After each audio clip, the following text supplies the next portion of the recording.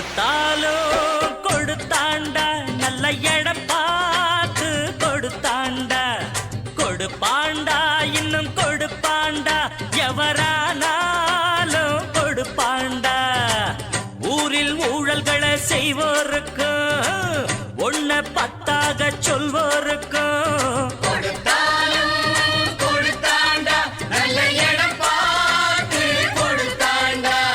கொடுப்பாண்டா இன்னும் கொடுப்பாண்டா எவரானாலும் கொடுப்பாண்டா